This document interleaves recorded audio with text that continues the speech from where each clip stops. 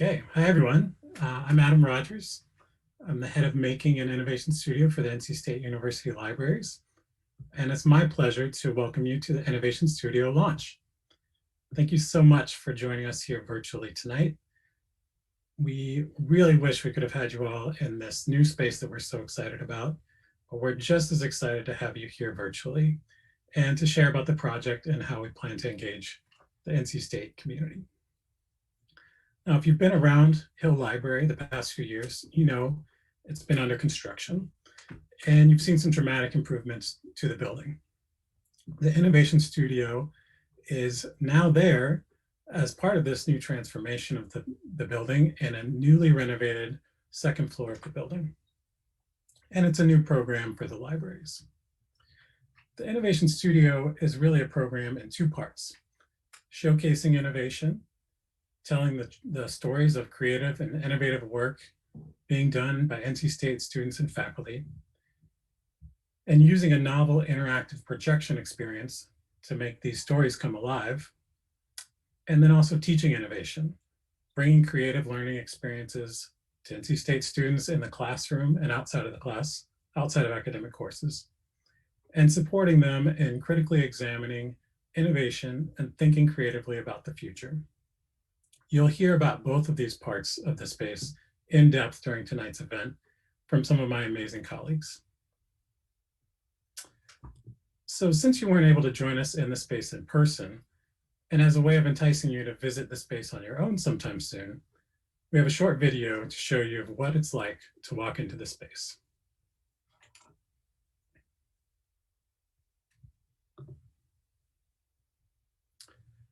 So here we are entering from the second floor lobby in Hill, just upstairs from the Ask Us desk, and you see 4 tables in the space.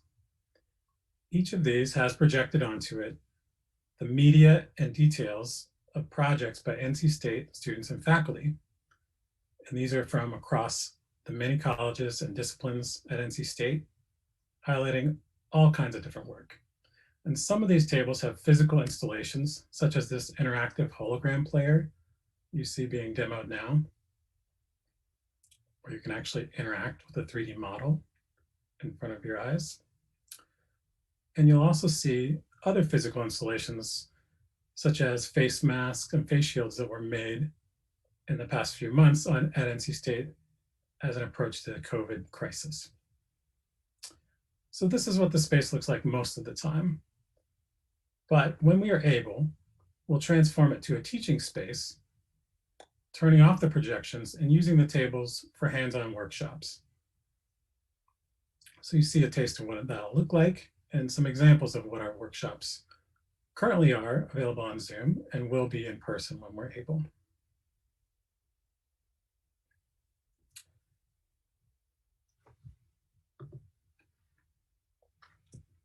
Okay, so we've got a great program for you tonight.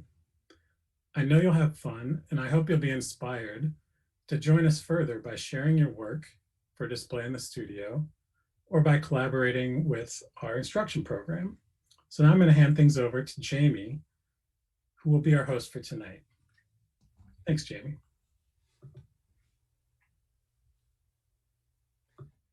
Thank you so much, Adam.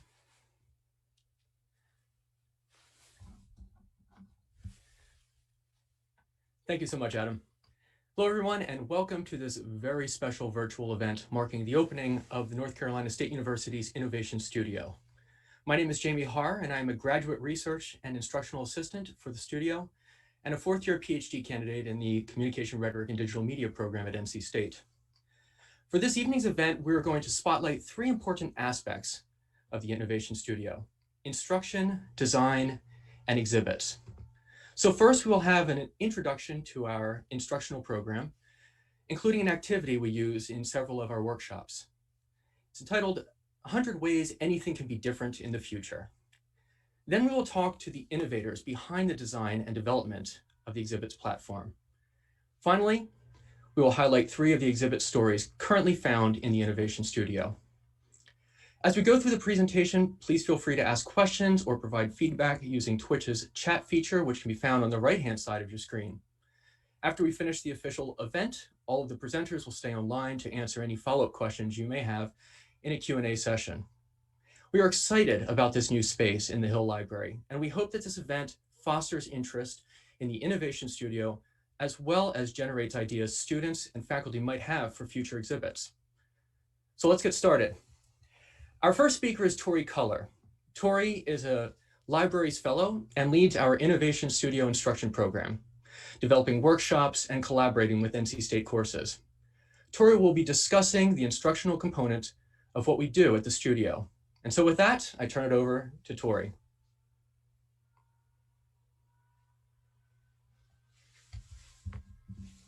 Hello, everyone. My name is Tori, and as Jamie mentioned, I'm an NC State University Libraries Fellow, which means that I get to work on lots of cool new exploratory projects for the libraries, and the Innovation Studio is one of them.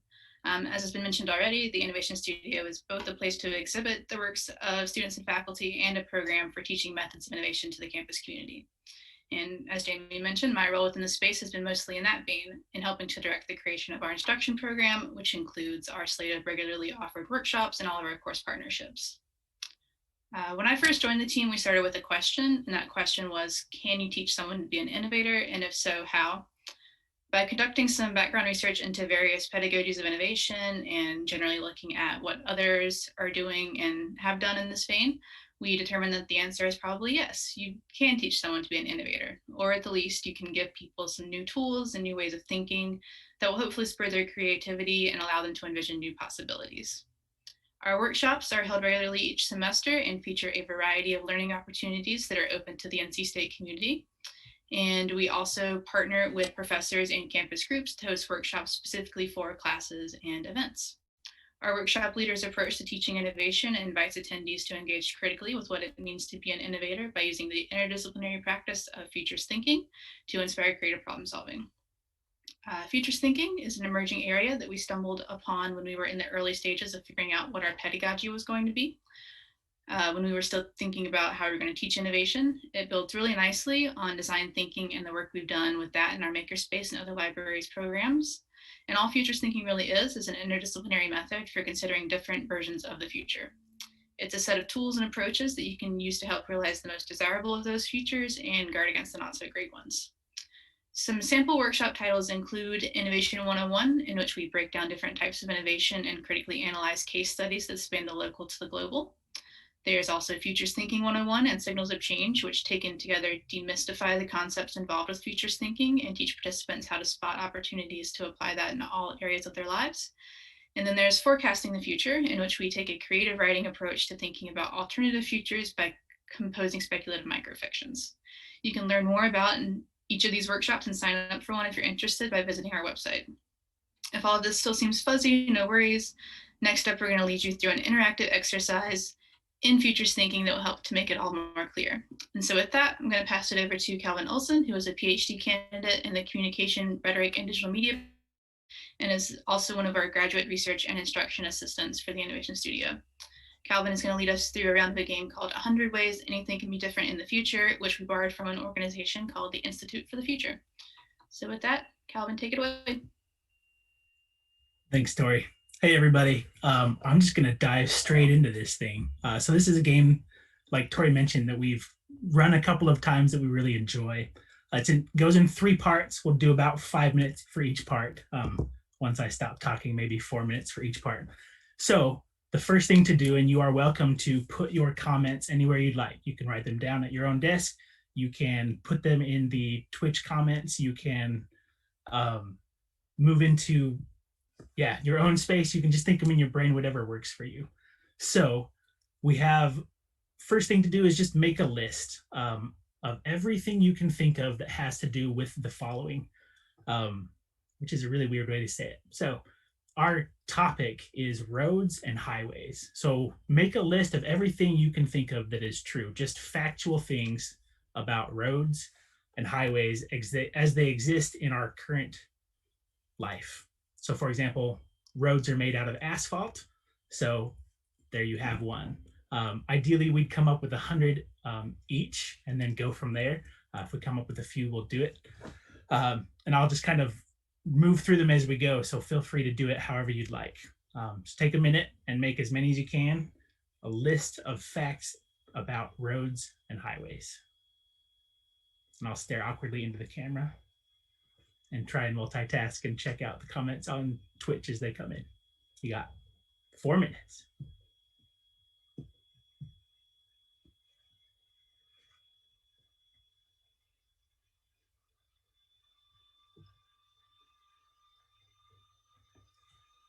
And if you'd like, as you saw on the Twitch stream, there is a link to a Padlet, which is an online clipboard, essentially, where you can write in your things. Like I said, don't worry about it.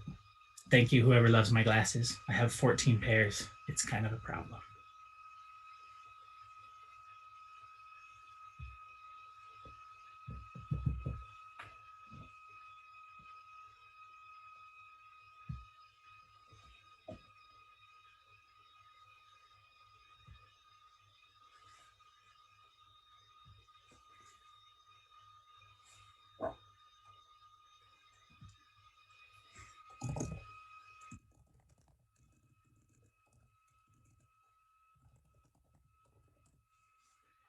If you're just joining us, feel free to click on to the purple link that you can see in the stream chat, which will take you to a spot where you can write down everything you can think of that exists in the world of roads and highways.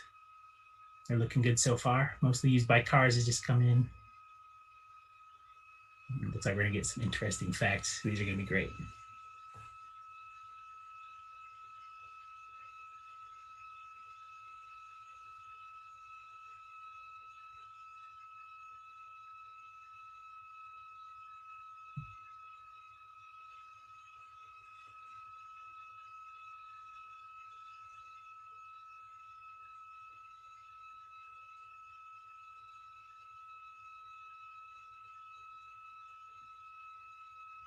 These are great so far, y'all. Keep them coming. Got another 90 seconds or so for these. That first list is great. Loving them.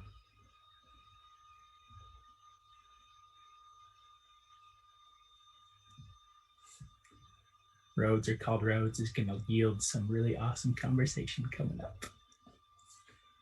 Well played, whoever wrote that.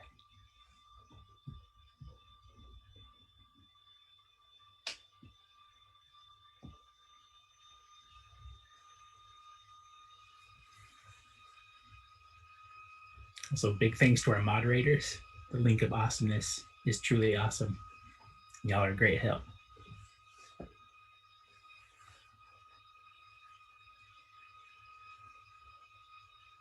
All right, you got about 45 seconds left to write down in your own space, on the Padlet, in the air with your finger, everything you know to be true about roads.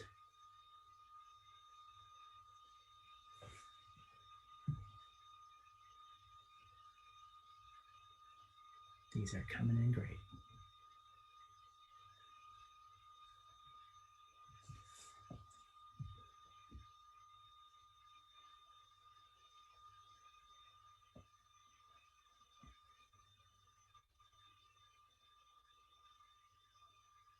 Roads flood. Well said. If your fact can only take 2 words, it is a true fact. All right, y'all. Feel free to keep adding to that. Again, part 1 is just everything that we can think of about roads. You'll notice it gets really basic, and that's totally okay, especially because it makes this part easier. Part 2 is pretty straightforward. If you have added to that on our Padlet, feel free to talk about your own or take someone else's. It doesn't matter if we repeat these, totally fine. So for part 2, what we're going to do is we're going to take those facts and we're going to just flip them. So just write the opposite. So roads flood will become roads do not flood. Roads are usually black and gray will become, pick some colors. Roads are rainbow colored, roads are clear, whatever that is. Padlet is live on the stream. So for part 2, just throw them in there, take some time. We will add as many as we can just to get to where we are. You got 4 minutes.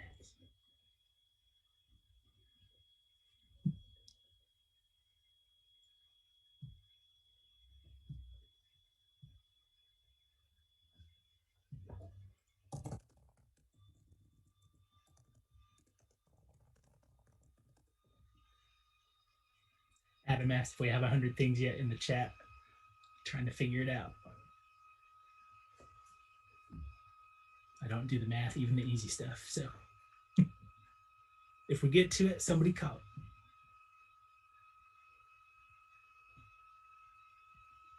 Got a lot.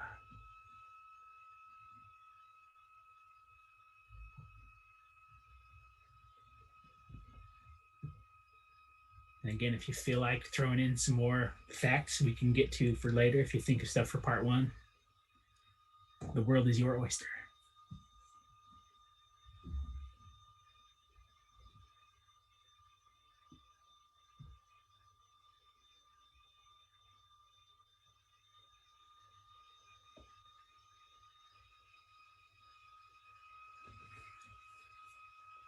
I love that I can see how many people are following the channel or who are watching right now. If you're just joining us, as I said that, literally all of them had just joined left. If you're just joining us, we are making a list of 100 ways roads and highways might be different in the future. Part 1, which you'll see on the screen, and in the link of awesomeness in the chat, is a number of facts that we know to be true about roads and highways. And then part 2, which we are doing now, is the inverse of those. We'll just choose one, change it so it is the opposite. And we'll find a bunch of things that have changed about roads and highways.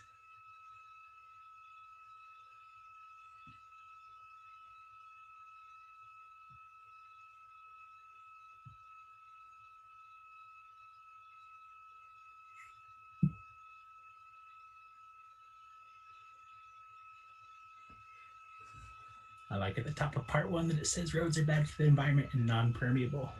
It's technically 2, so genius. Also, it's interesting to see that that's where we go. Would a permeable road be good for the environment? I guess we'll find out. These are awesome, y'all. We're back up to more viewers. They're just gonna be confused. I feel like I've talked too much.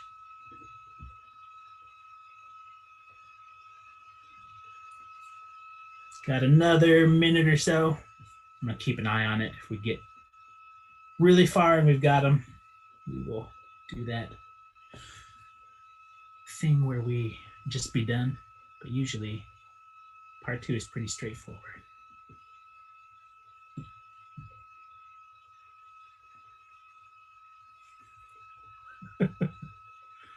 I've been hushed and told to speak in the same comment on the stream chat. I'm very confused. This is my first time. There's the Simpsons episode, if you haven't seen it, where Homer's excuses it's his first time. I think it's when he joins the Navy and then runs the ship into a bunch of other ships. It's good watching. There's a plug for Disney Plus. Take another minute or two, not a minute or two, take another 15 seconds. We'll head in there. Actually, just because they're still popping in, let's take another 30 seconds. Time is made up anyway, so we'll go from there.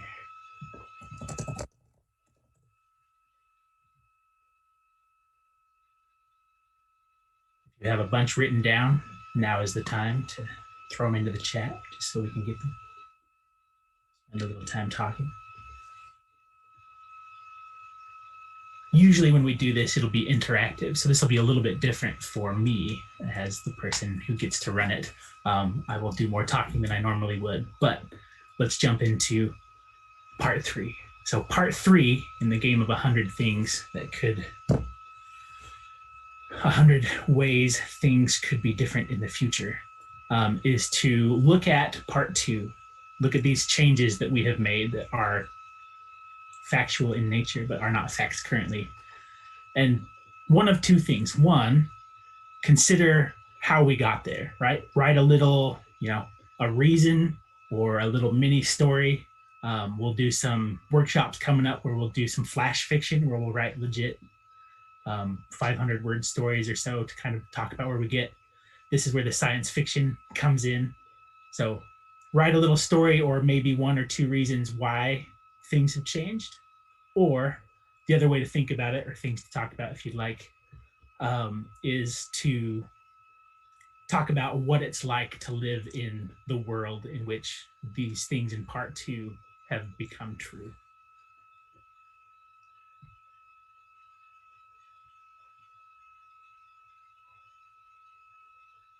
So since I'm talking already, for example, this one popped up on my feed, giant 18-wheelers and small cars share the same space, right? And we divide them sometimes saying no trucks in the left lane.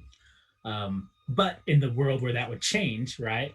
Small cars and 18-wheelers would have their own spaces, or maybe 18-wheelers don't exist or small cars don't exist. Maybe we travel using only 18-wheelers, which would be all kinds of awesome, like a double-decker bus, except for way bigger. So you could do that type of thing. So it would be nice as a driver, right? Part three would be the change would be, maybe there would be, I don't have the stats on it, obviously. There might be a way to limit the number of deaths of, right, people who fall asleep when they're driving in either one, or to make shipping more convenient, make it more streamlined, whatever that is. So we got plenty of time for this one. Pick one that interests you. Pick something that you've thought about or something that gets to you there. Cars are non-existent, period. I like that. I'm trying to sell a car right now to make it non-existent. It's a lot less fun than I wanted it to be. I hope somebody would just bring me a bag of money and take away my car, but the man is not a big fan of that. Electric skateboards would be cool.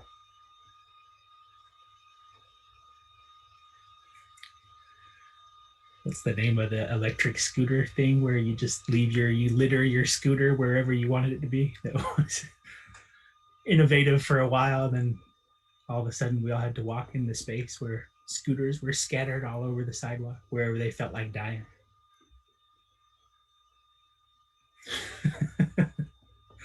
I am selling a car. It's a 2007 Toyota Corolla. It is black where it's not rusty, and it has 183,000 miles on it. I'm totally getting the oil changed tomorrow. It's gonna be good. All right, y'all. I did what I do every time. I don't know why I do this every time, but I always forget to hit the timer. So I'm gonna assume it's been a few minutes. I've talked a lot, so I'll give y'all another arbitrary 57 seconds. Finish up what you're writing if you're still going. I'll pull a couple right now. Just talking into the void is interesting. Oh, I like this one. The road material itself could separate water, oil, and trash into collectors for recycling. Safety comes up big this time. I like that. These are great. The expensive road building would include things like bike lanes. We did this one time. I think it was us as a group. I hope it was us as a group, where we thought about ways that we could, like, what would change something entirely? What would change the world so everything was better? Could you think of one thing? It was hard to do, but roads gives us a lot of mileage, pun intended, for these kinds of things. So I'm gonna take this first one down at the bottom, which is long. Well, longer than the other one. So the highway system has been expanded to include all roads and streets, with every road getting a nationally designated unique name. That's awesome. This greatly benefits navigation and wayfinding, and the increased federal oversight means that road repair and improvements like bike lanes are distributed more equitably across communities. That's awesome. I don't know if anyone has seen the YouTube video of, there was a person who, I think they bike in New York City. They kept getting tickets for leaving the bike lane to go around things. So they made a video of themselves crashing into things, like hardcore crashing into stuff, like running into delivery trucks and over garbage cans. And it was very interesting to see where the structural things existed, but were used against those that they needed to be helping. So that was, yeah, that's a great one. And I'll take one or two more just because I'm reading them off. Let's see.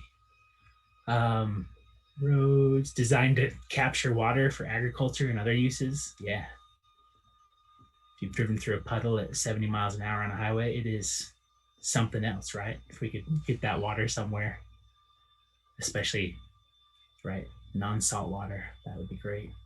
But then this one too is, yeah, these are all good. Y'all are good at this. Roads are now good for the environment because they generate electricity as cars drive on them, eliminating the need for fossil fuels. I'm going to one up that one and say that as they do that, as they collect that electricity, they actually put it back into the car so the battery always charges itself. Anyways, thanks, y'all. That was awesome. Great job. I'm going to bump it back over to Jamie, I believe, to move us through the next portion of our launch. Appreciate everybody. Excellent. Thank you so much. Seriously, how about those glasses? I didn't know Elton John was having a yard sale. We now shift to the groups responsible for the Innovation Studio's design and interactivity, relativescale. Relativescale, located in Raleigh, is a digital agency that creates experiences for spaces. The library brought relativescale in to build a really unique platform for exhibiting student and faculty projects in the Innovation Studio. For those who have visited the renovated Reynolds Coliseum, relativescale is the group responsible for the interactive Walk of Fame in history, and my personal favorite, the Tuffy Toss. With us this evening from relativescale to discuss their work on the Innovation Studio are creative director Luke Klein, senior designer and developer Luis Zapata, content developer and producer Nicole Ackman, and designer Haley Murray. So take it away, relativescale.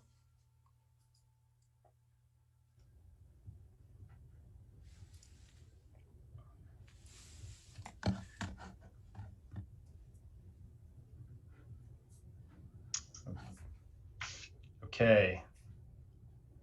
Hopefully you all can hear me. Okay. Hey everybody, Luke Klein here with relativescale. Thank you all very much for joining us tonight. Thanks for having us. I'm going to dive in just kind of like Calvin did. So as Jamie mentioned, we're a creative studio. We're based here in Raleigh. I've done a lot of work for NC State over the years and always enjoy partnering with our good friends there. This project began for us about a year and a half ago when Adam reached out and invited us to come over and speak with him and learn a little bit more about his vision for the project. And so we were over there very soon. Luis and I actually took a ride over, sat with Adam and the rest of his team, and kind of walked through a PowerPoint, learned about his vision for the space, about the need for it to be flexible, interactive, but also that it's going to be a workshop as well.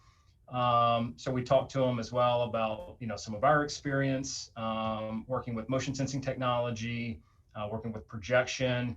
And then we did what we oftentimes do at the beginning of a project that's not incredibly, we haven't identified all the constraints just yet. So we started with a concept design phase.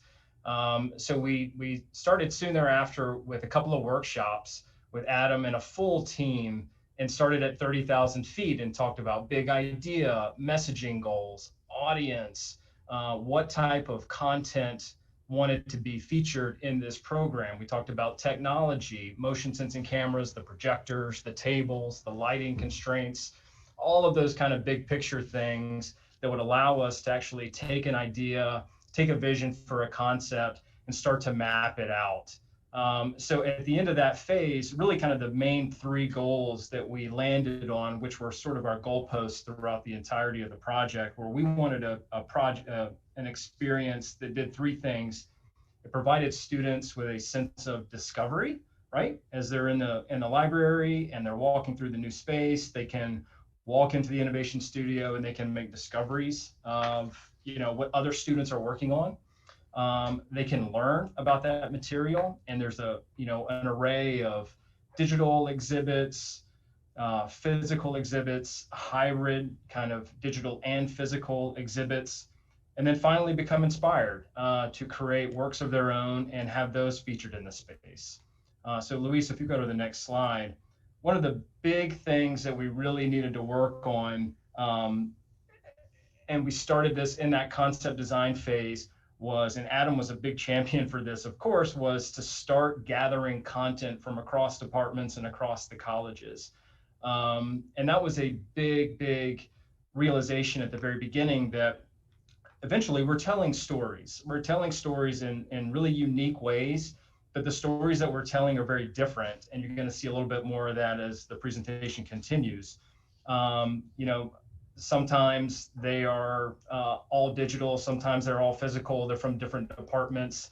So once we kind of had that sort of realized, we were able to really dial in on the types of constraints that we had, and that really influenced the process going forward.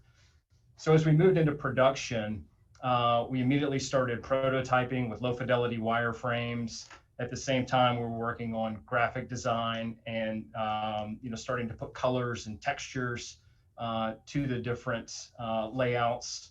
We continued this content gathering process, procuring the content, kind of shaping it, and figuring out exactly how to present it and in what types of modules. And then gradually, as we progressed, we were able to test alpha software, beta software, and a really big component was the content management system that we worked on, obviously throughout the duration of the project, and then finished that off with an analytics module towards the end. And then as soon as we were able to get on site, which was about last September, we were on site testing and working very closely with Steve Sanders. And Steve, I don't know if you're listening tonight, but thank you, because Steve was tremendously helpful throughout the entire installation and integration process. So I'll turn it over now to Nicole, who is going to speak a little bit more to the content development aspect of the project. Awesome. So as Luke said, a big part of what we were doing in the beginning was gathering this content so that we could sort of figure out what exactly the application needed to be. We were trying to account for all the work that the libraries team already had, but also works that they knew were coming in the future, because we want for this to be something that, you know, will have a lot of flexibility going forward. So as you can see right here, we've got the content matrix, which was created in Google Sheets, which had a lot of columns. It was kind of messy at first as we tried to figure out what exactly it needed to be able to account for all the different types of content that we might be getting to go into these different works that would be showcased. Next slide, please. And so what that ended up as was this content management system, which is something that can be edited. You know, we went ahead and added in the works that we had at the beginning of this, but the libraries team can continue to add things, to edit them going forward. And it should be a really easy way, because we were able to build it out based on all the different types of information that we might have about a piece of work. And part of the content management system was also how the works would actually be laid out physically on the tables in the room. And because that's kind of one big piece that was very interesting with this project, because it wasn't just get the content, put it into the CMS, and then, you know, display it on the table. You know, these tables had to be curated, you know, because there were so many different types, as we'll talk about a little bit more shortly. But trying to organize those types, and then obviously give this functionality back to the library to then to allow them to curate as they see fit from week to week, from semester to semester. That is both a learning system that they're able to learn from the system itself, as like how things are used, and then reorganize the content as they see fit. Which, so step back a quick second, as we were kind of getting all this content in, you know, as Luke was saying, we broke out into this like hot wire framing, really kind of digging into like what were the known pieces that we need to incorporate before we started really digging into all of the UI. You know, we knew that there was going to be 4 tables, and at each of these 4 tables, they're going to be made up of 4 smaller tables, about 5 feet by 10 feet large. We knew that there was going to be projectors pointing down at the tables, but we didn't quite hone in on what height yet. That was part of our process. We also knew that there was going to be physical objects and digital objects of different sizes, and that the tables and all the and all the exhibits need to account for all these varying sizes before we really even digged into what this content wanted to be in the first place. Yeah, so it was early on in the design process that we knew it was going to be the content that would lead the design of the interface. We wanted the student works to speak for themselves and be the primary focus of the exhibit. So we made sure to keep the interface very simple, straightforward, and complementary towards any type of project to be displayed with it. There is a lot of variability, and because no two works are the same, we wanted to make this as adaptable as possible. For example, some projects had multiple creators, some only had one, some had video or audio, others might just have a gallery. So we created a design system that allowed for students to divide their content into as many different types of modules as they liked. Next slide, please. Another way we provided flexibility was by creating different station types, meaning a table could display as few as 4 larger works or as many as 8 smaller works and anything in between. We also provided station collections that can show multiple works in one station. This was a very collaborative process, and we were consistently checking in with the NC State Libraries team, sending them wireframes, mock-ups, or 3D renderings, as you can see here, just to make sure that we were all accounting for every use case possible. And we often, in all part of this very iterative process, we would design a frame, put it up in this mock-up, throw it back at the library. We'd get their feedback. We'd work together, and then they were also using these mock-ups and wireframes to then talk to people on campus to then get more content that then informed us what this system wanted to be and grow and eventually grow to. So it was very much a back and forth process the entire way through to make sure that this system was the most flexible that it could be to display any variety of works. So to go take us a little bit more on the technical side, as we said before, we have a CMS that is running in the library's servers that then is connected virtually with our application PC and our applications built on a Unity 3D, and then to each PC that then drives each of the 4 tables is the 4K projector and the Intel RealSense camera that is simulating what is touch and interactivity. So as I was saying before, this process was kind of funny because it started out during during COVID, and us kind of looking at, well, what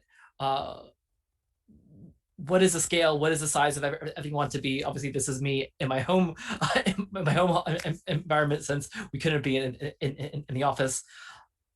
So during this process, we were talking with the library of like, okay, how high can this projector be? Okay, if we do this, what size does each station want to be? What size does the type want to be? It was a very design through exploration, design through iteration, constantly prototyping.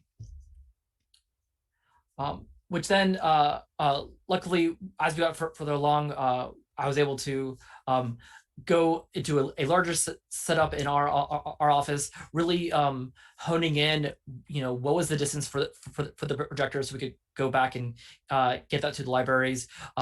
Where did the camera want to be, so that way we got the best interactivity for up to all 8 stations, so there was no drop or no lag, as much as we could account for, as well as learning about the gestures and learning about what level interaction could we expect from these stations.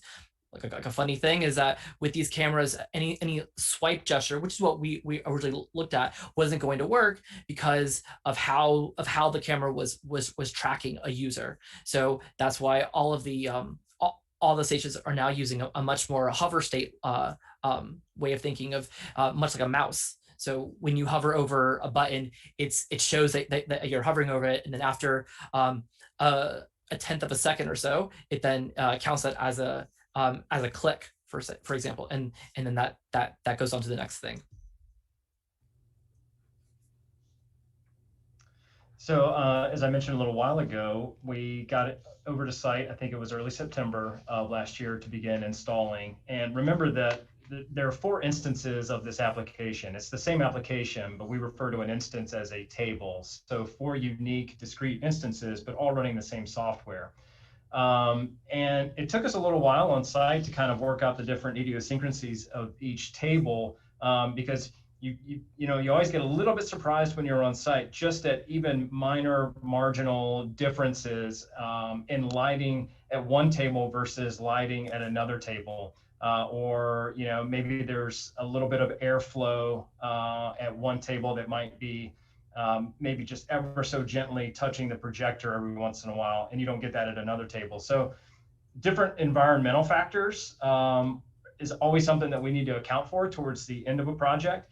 So what was nice about this was we actually built this settings menu so that the client could make all these different micro adjustments per table to account for some of that variability. And as Adam stated early on in this launch, was that this was going to be a multi-use space, and we wanted to make sure that the application would help them reset any of these exhibits back to this presentation view or showcase view whenever they shifted from a workshop view. And lastly, I feel like this wouldn't be a talk with NC State if we don't talk about data.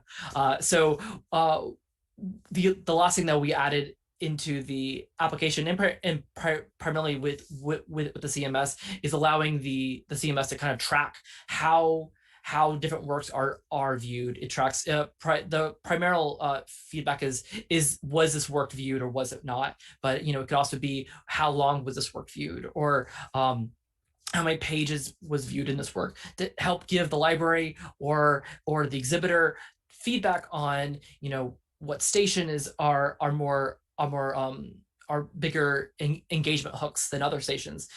Are double wide or 2x stations, as we call it, better for certain types of content than others. And then the library can gather the information and help give that to exhibitors to use to help curate all their works. Station is. Well, thank you all so much again for allowing us to present to you, and we're here for any questions now or at any point during the presentation. Thank you.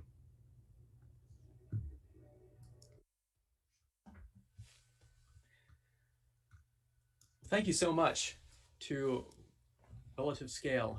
We do have a couple questions for you. I'm going to go into the Innovation Studio mailbag here, and let's first look at a text that I received. One is, does your product curate stories algorithmically? I knew I was going to screw that word up. Or does curation happen according to human choice? And that's from Adam. You get that Go ahead, Louis, because I know you could speak to the back end, I'm sure, but it's yeah. So we give the library or any curator their choice completely. It's fully up to them how they want to organize, how they want to arrange all of these pieces. So there's no robot coming in and deciding which things where things should be or how they should be organized. That part of the human touch or part of curation is that human touch. Excellent. We did have a question I'm trying to find here about holograms. I solicited questions and the board just blew up. So now I'm trying to weave my way through everything. Okay, so how does the interactive hologram tech work? I guess it's just a general question about hologram tech. So I'm not sure if that's the magic leap that was in the example, or but if it's not that, if it's actually how the depth sensing camera is kind of working, it's tracking what are called blobs. So I set the application tracks a certain distance range.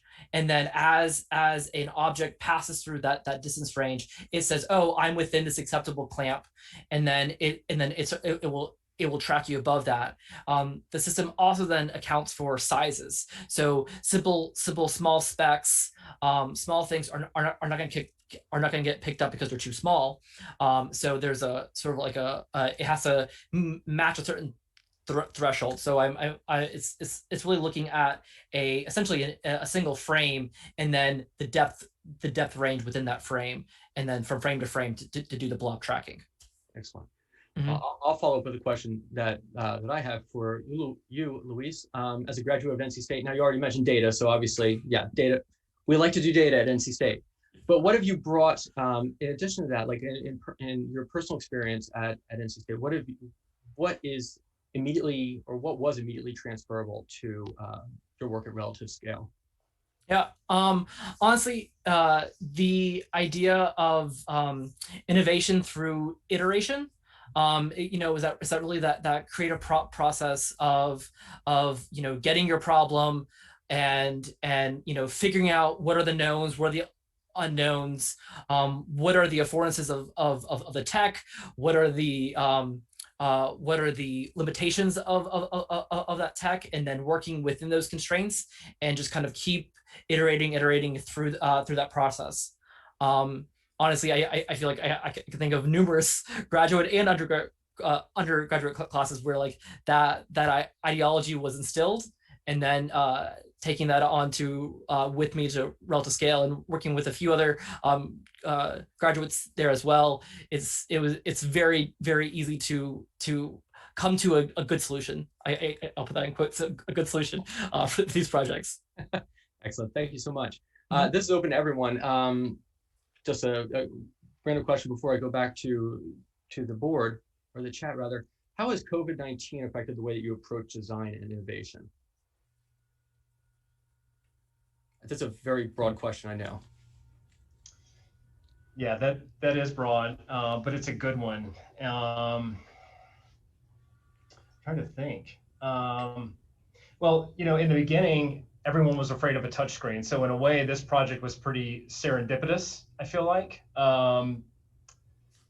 because it was no touch or light touch, and it was motion sensing, so you didn't physically have to touch anything on the table. So there's that aspect of it as well. There's the personal space aspect of it as well. And those things have always been true, but I think they're just a little bit more in the forefront of our minds right now, for sure. Accessibility is always at the forefront of our minds as well. And so I think that has, in some ways, that has really become something that we're, I almost hesitate to say more considerate of now, for fear of it implying that we weren't considerate of it before, but making sure that we are always collaborating with clients to design an experience that's accessible for everyone, that's easy to maintain, that's very sustainable, and in this case is very modular, right? And kind of going back to the point of this needs to serve a lot of different purposes for the space. So all those things were really true, but in terms of the COVID, again, this one was pretty serendipitous without a lot of the touch, but for us, it kind of comes back to making sure that we're always focused on accessibility. Yeah, great answer. Thank you so much, Luke. Another question is, what factors or key qualities were you looking for when curating stories content to be shown in the Innovation Studio?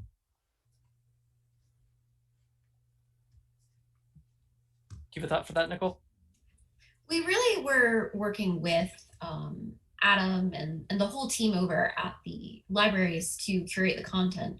A lot of it, I think, was finding classes or different projects that had like a set of content that we could use. So I know we had things from different classes, things from different outside of class groups, but really looking for a variety of things. I think one thing that is really nice that turned out is there's sort of, as you can see in some of the photos of the space, a variety of all digital content and some content that had a physical factor with it as well, an item to have on the table. But I think that, the main thing was just getting to showcase a lot of different types of work. Excellent. Actually, this is a fantastic moment to transition to our next segment. When we look at some of the exhibits that we have in the Innovation Studio. So and I saw relativescale's web address was put in the chat, so please look them up. Please take a look at their work. That would be fantastic. Thank you so much, Luke, Luis, Nicole, and Haley for joining us this evening. Thank you. So the final official portion of this evening's program looks at the Innovation Studio exhibits. Leading this portion of the event is Erin Willett. Erin is a student in NC State's Masters of Art and Design program who works in a library as a graduate extension assistant. Erin has also worked with many students and faculty to bring their projects to life in the Innovation Studio. So to discuss the exhibits, we now turn to Erin. Hi, everyone. As Jamie was saying, I'm the Graduate Extension Assistant for the Innovation Studio. I work with the student and faculty to plan and coordinate the exhibitions. I'm pleased to show you some of the work and some of the comments from our content creators and partners. We have a few videos for you. The first video is from Lauren Caddick, one of the artists in our Masters of Art and Design thesis project exhibits.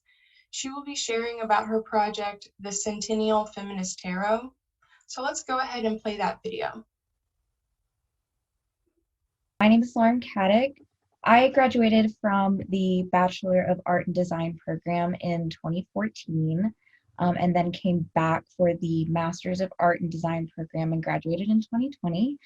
I've also worked for the university in the Park Scholarships program, a little bit off and on for the last 3 years. The Centennial Feminist Tarot deck is a commemorative tarot deck that's in honor of the 100th anniversary of the ratification of the 19th Amendment.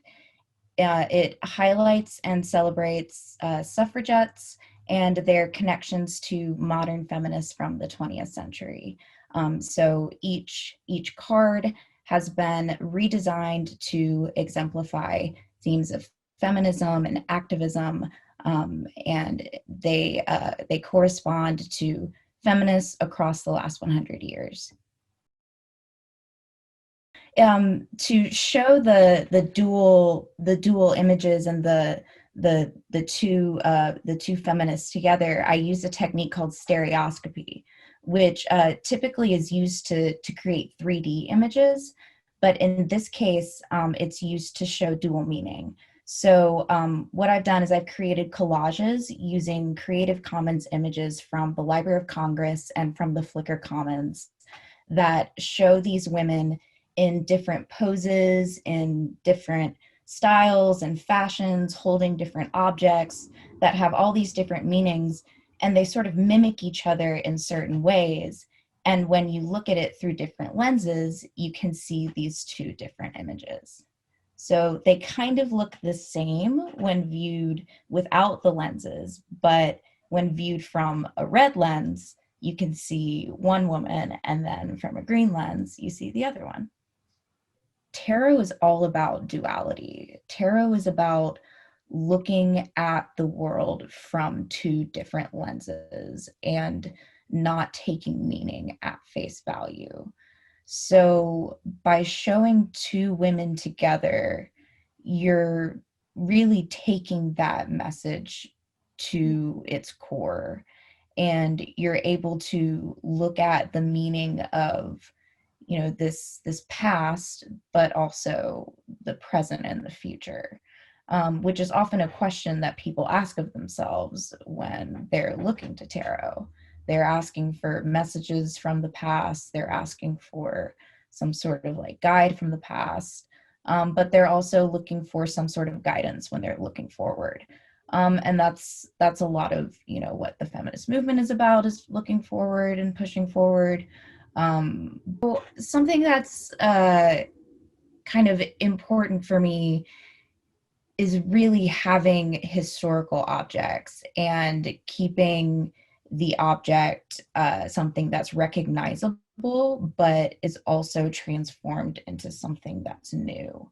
And, you know, tarot is something that's kind of reflected in. People have taken this object and they're holding on to a physical artifact in a way that people are often getting rid of physical artifacts left and right, but they're reinventing it in so many different ways. And that's kind of what this project tries to push, is how can we take a physical artifact and make it relatable in a way that has to do with technology, and make it relatable in a way that has to do with interactivity.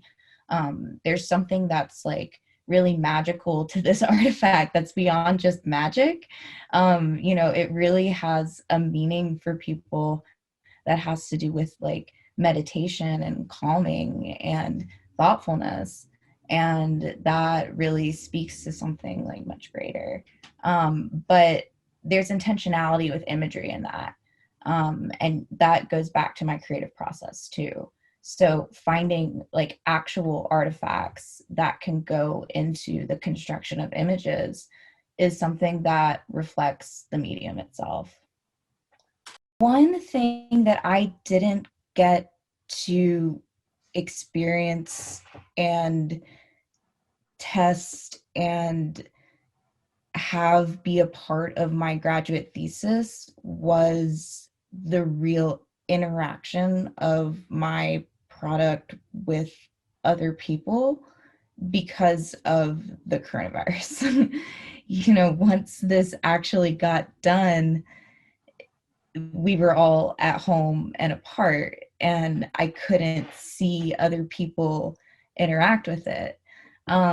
So the Innovation Studio gives this an opportunity for people to respond to this object and to see it for the first time, and to have a reaction to seeing two meanings and to seeing two women together and making those connections, and maybe liking that connection or disliking that connection, or, you know, having thoughts about like whether that connection is what they would have made. And all of that has to do with, you know, what they would read from those cards. And I think that that is really cool. So I really appreciate that opportunity.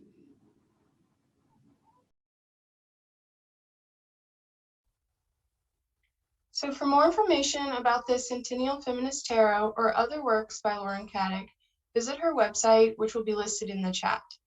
So for this second interview, we have Angela Gay Audrey and Victor Betts, and they will be sharing about their exhibit, Existence as Resistance, which was originally conceived and exhibited with the Women's Center and the African American Cultural Center. So let's go to this video now.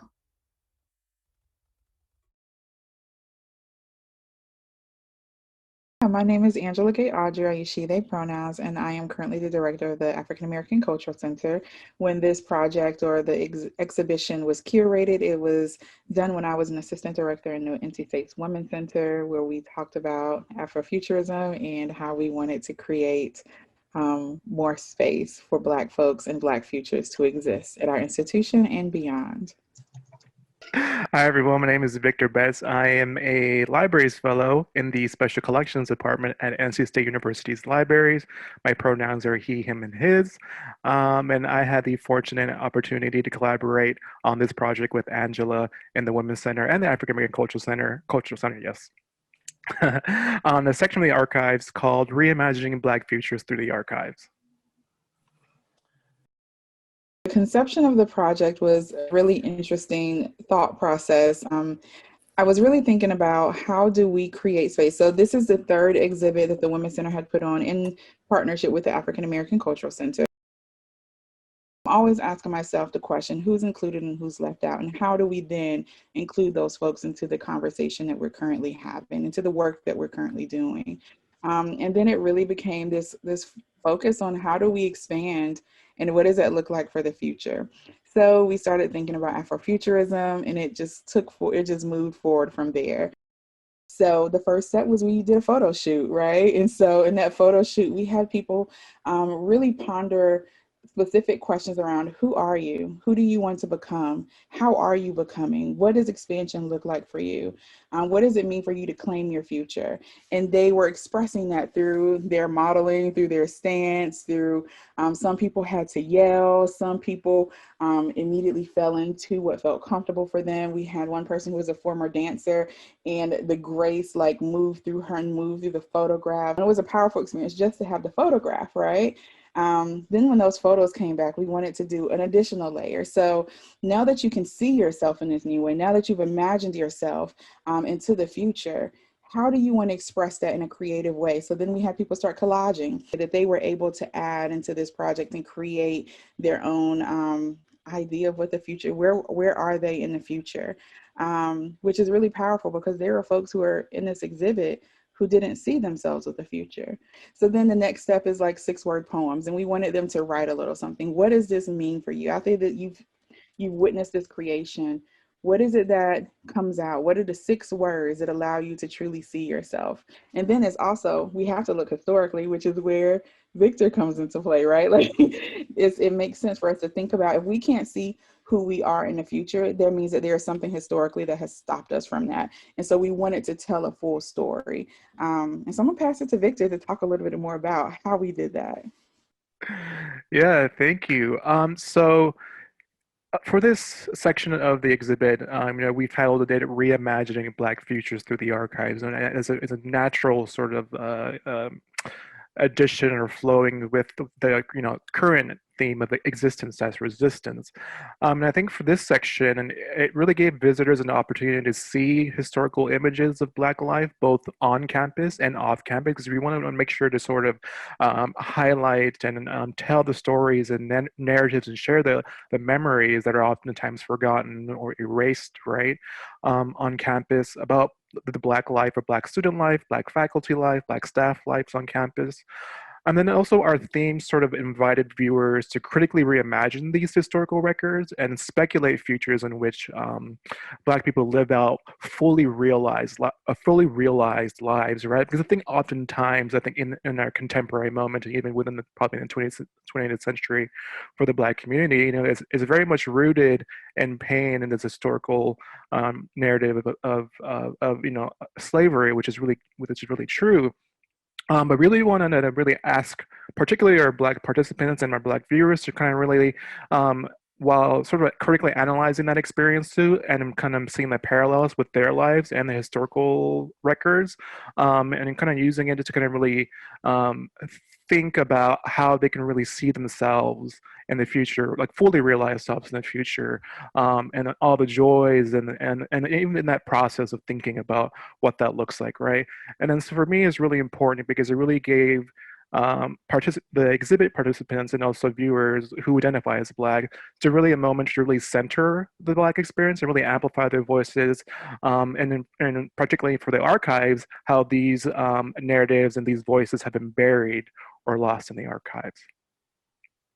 Afrofuturism itself is this beautiful theoretical construct that allows us to dream, to seek freedom in the here and now, and also for the future, to be radically imaginative, and to do that in community with one another, and to also do that with ourselves. So when we thought about what we wanted the art to look like, we wanted to be something that had multiple layers, that was a process that anyone can see themselves engaging in. Everyone doesn't have the ability to see themselves as an artist, and we wanted folks to see themselves as an artist. That's one of the most beautiful and fascinating things about the exhibits that we curate in the Women's Center and the African American Cultural Center and on this campus, is that people are now able to see themselves in a new way. I think one of the beautiful things with Afrofuturity, right, it's a very specific framework or approach to really looking and thinking about the Black experience, right? And I think it provides this room and provides us that flexibility to think about all the complexities and complicated nature of our lives, right?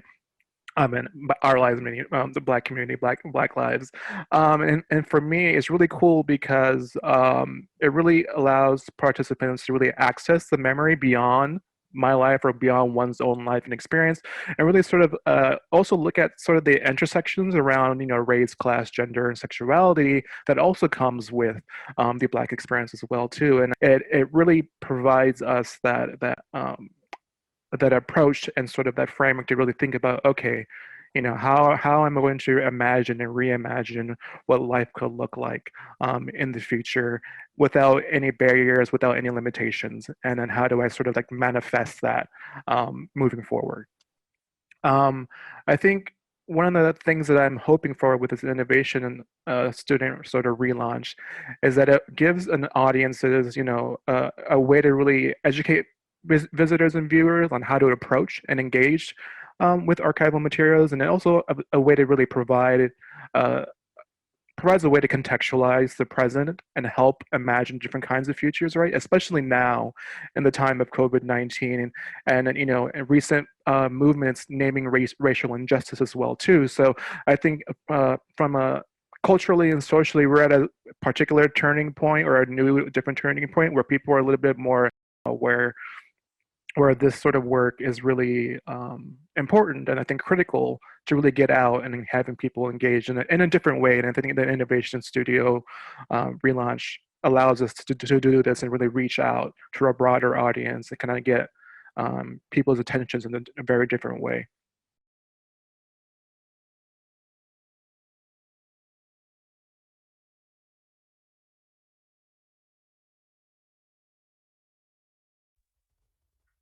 And make sure to check out the African American Cultural Center and Women's Center's upcoming exhibition, Viral Blackness, as you saw, opening February 23rd. The link for more information will be in the chat. So for this third video is coming from Professor Maggie Simon. She will be talking about her classes, Zines and Comics, that were created as part of the Women and Gender in Comics class last Maymester. So let's play that video now.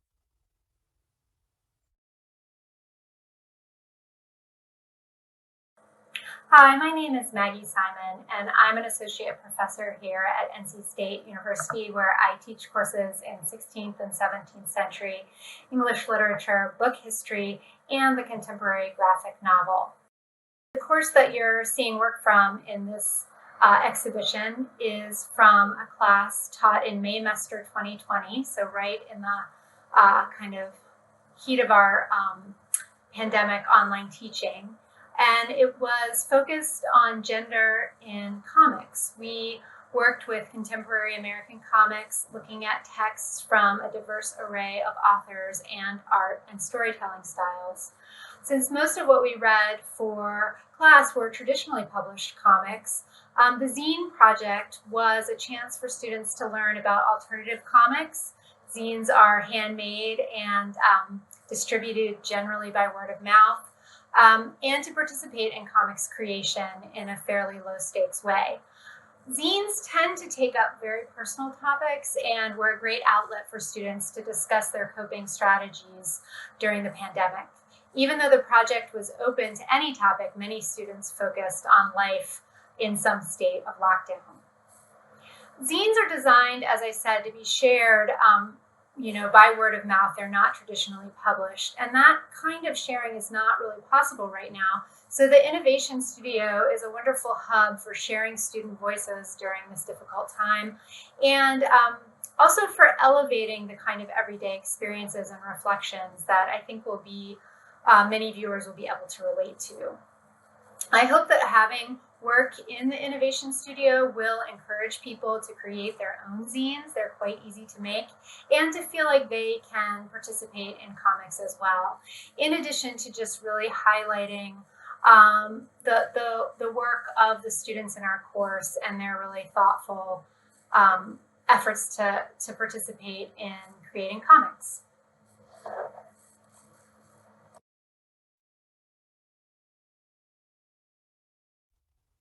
Thank you all so much, and I hope you found these interesting. We are always looking for creative projects and innovative works happening within the NC State community. So feel free to reach out if you're interested in collaborating or have an idea for an exhibition.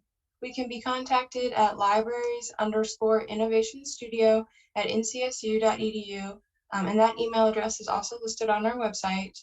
And with that, I will pass it back to our MC, Jamie.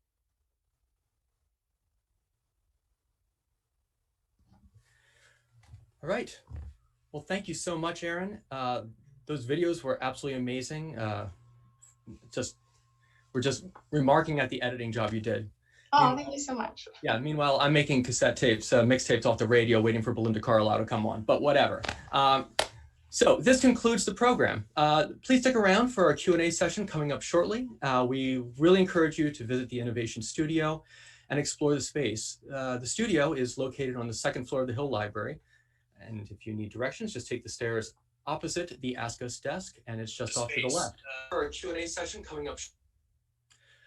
So the Innovation Studio is open from 10 to 4, Monday through Friday.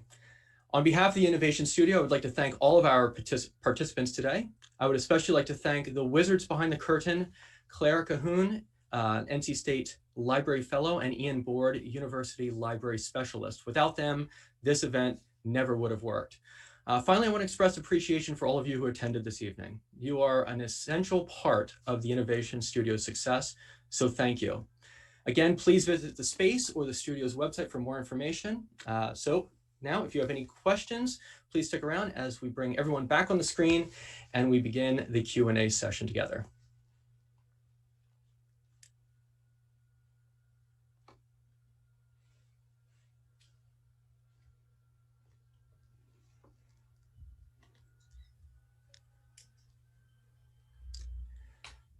So, the first question, let's see here. I don't see everyone on the screen, but we're just going to go with it. Okay, so which workshop produced the Existence as Resistance exhibit? I want to take that now. That's the response. So that was a workshop that was led by the African American Cultural Center and the Women's Center. Must have been over a year ago because they originally produced the work and put it on display in the Women's Center. But then not that many people got to see it because of COVID. So it was up there last spring. And so we really are excited to be able to share the work with a broader audience within the libraries. But you can also see it online on their website, which I believe was linked in the chat. So you can see all the content there as well. All right. Let's see what else we have here.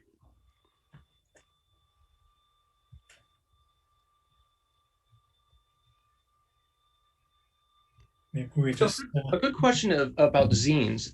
If zines aren't meant to be shared widespread traditionally, are they made digitally? So I guess this concept, the one that's near and dear to my heart, digital versus materiality. So how are zines material and digital? How do we rectify that, I suppose?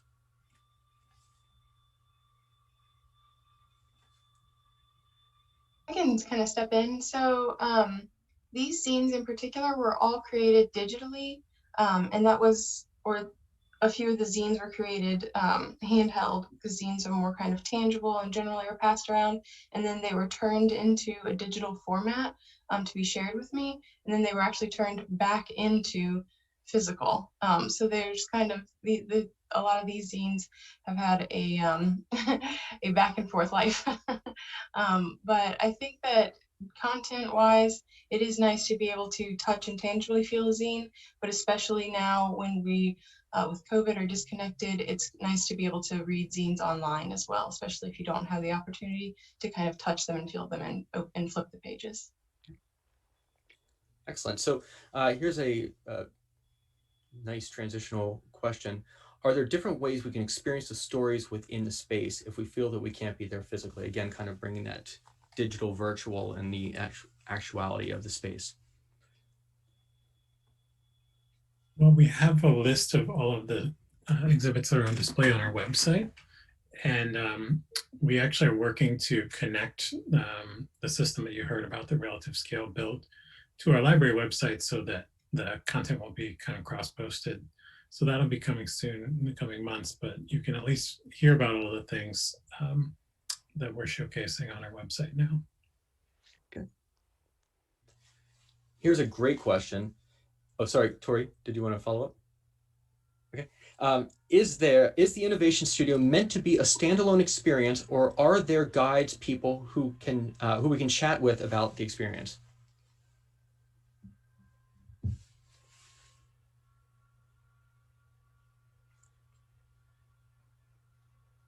I can kind of speak to that. We're you know, because of COVID, it's really a walk-in experience, but we aspire to have groups come in and be able to kind of give tours and guide people to a specific learning experience in the space, but that'll have to wait till we're able to do that.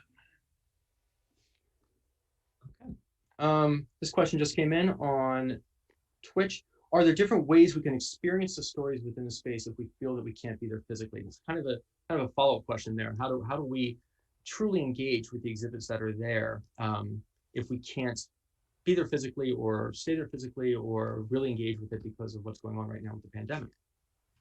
Well, like Adam was saying, we will have more content kind of pipelined to the website, but it might take a little while to kind of get that up and running. We are working on, however, something that'll happen sooner is a 360 virtual walkthrough with video, much like you see now, that kind of shows like how the interactivity works, but you'll be able to kind of click on and hear more about and kind of independently walk through the space. So we're going to try to keep doing kind of the different methods of allowing like a digital interaction that way. Excellent. I'll pose this one to Tori.